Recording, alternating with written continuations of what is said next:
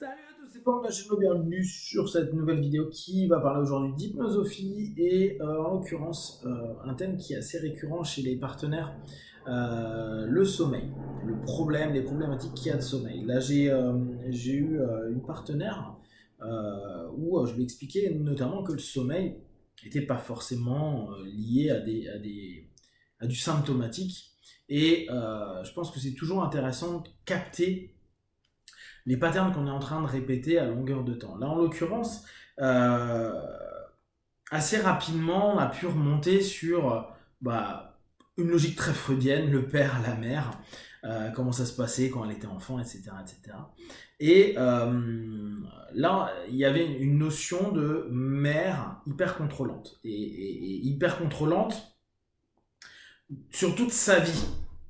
Et encore aujourd'hui, qu'elle est adulte, il y a énormément d'impact de la mère sur la jeune femme. Et ce qui est intéressant, comme vous vous en doutez, la plupart du temps, euh, on peut avoir un grief sur la personne qui a pu être un peu trop présente, possessif ou possessive, etc. Et souvent, on a un des parents à qui on a un peu des choses on leur en veut un peu, on a un peu des comptes à rendre, ou on attend des comptes, en tout cas, c'est pas toujours hyper clean avec nos deux parents. Et le plus drôle, et je vous l'avais déjà partagé sur d'autres vidéos, c'est que quand on se focalise à se dire, et là en l'occurrence dans ce thème-là, j'en veux à ma mère, le problème est rarement la mère, mais l'autre. L'autre, pourquoi? Parce que elle, si autant elle était possessive, l'autre, il était, le père en l'occurrence, peu présent, peu disposé à prendre attention à elle, et clairement abandonnique.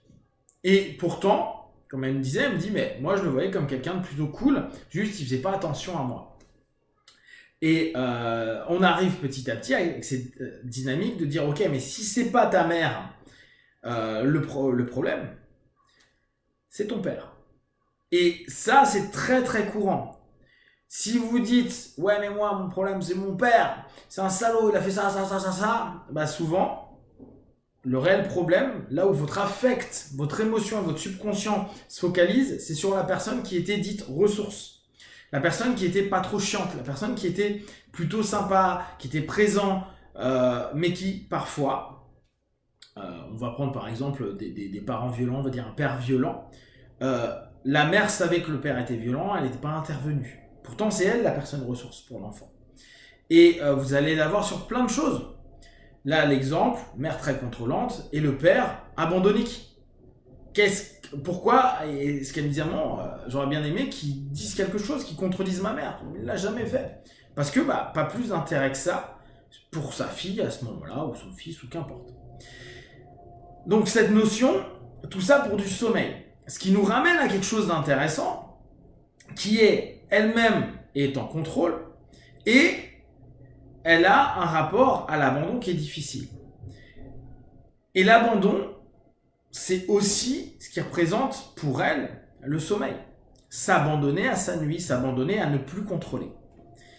Alors on pourrait se dire, ouais, mais c'est parce qu'elle est hyper contrôlante. Et beaucoup de personnes vont dire, je vais au lit, je me pose, et je check ma journée, j'ai plein d'idées qui viennent, et c'est là où j'ai des idées, j'ai des choses que je me dis, il faut pas que j'oublie, je revois ma journée, etc., etc. Je me pose plein de questions, j'ai plein de choses qui viennent, et on peut se dire, c'est parce que je veux contrôler, je veux pas lâcher.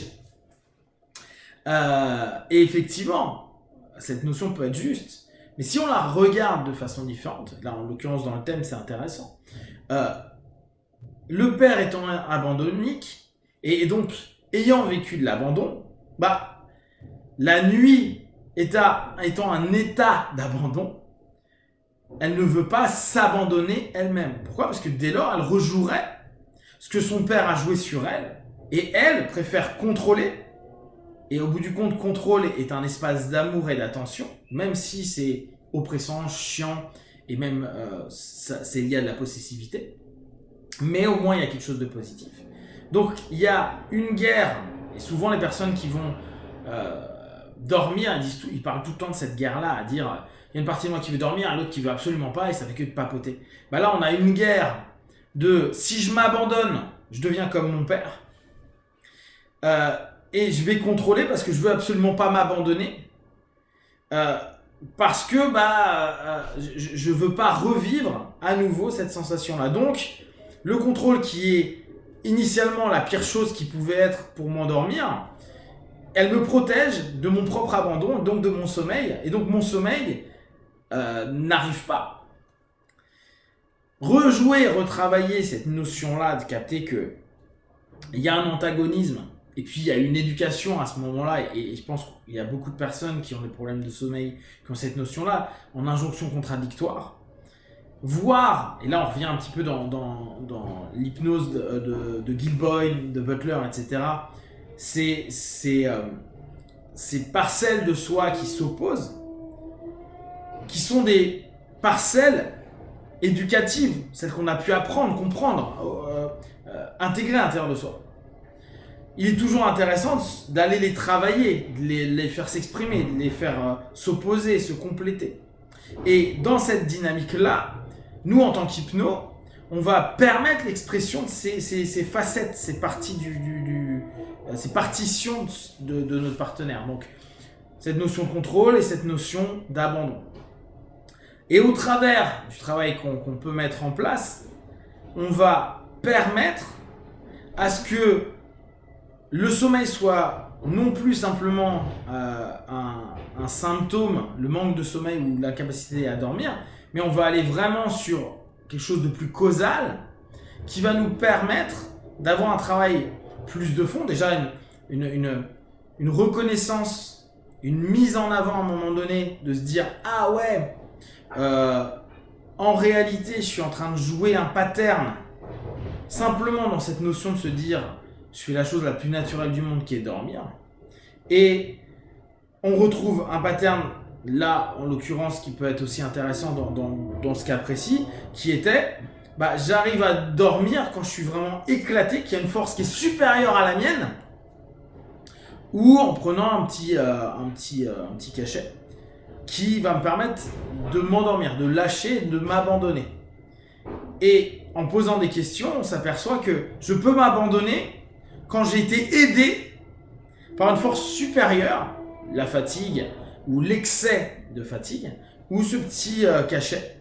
Et à ce moment-là, c'est aussi permettre à notre partenaire de voir dans quelle posture il se trouve par rapport à lui-même et par rapport à l'ensemble de la problématique. Là, en l'occurrence, un enfant qui attend l'aide d'un parent, ou en tout cas d'une autorité, qui passera par un excès de fatigue.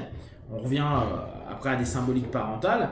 À ce moment-là, sa posture est d'être enfant. Et ce qui est intéressant également à prendre en compte, c'est qu'on peut avoir une posture vis-à-vis, par exemple, de la mère. Là, dans ce cas-là, c'était une posture vis-à-vis de la mère, elle est plutôt en mode adolescente, rébellion.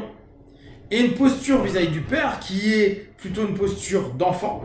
Et là, d'enfant adapté, qui attend de l'aide du père, mais qui est abandonnique, donc qui n'arrive jamais. Et qui, donc derrière, dans l'ensemble du pattern pour le sommeil, est échangé par soit l'excès de fatigue, soit le petit cachet.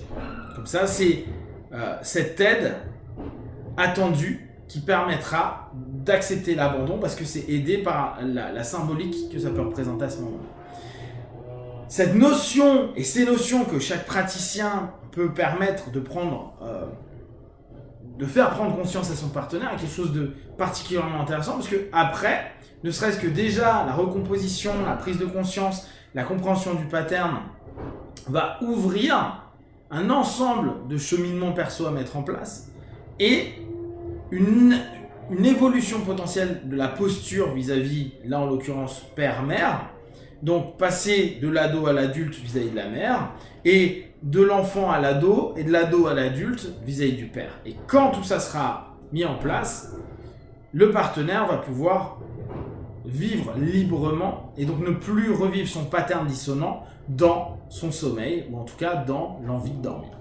Si vous avez des questions d'armes que vous partagez sur Facebook, YouTube, j'y répondrai le plus rapidement possible et comme d'habitude de tout ce que je propose, ne prenez que ce qui est bon juste pour vous, testez, observez, analysez et concluez. Be one, ciao.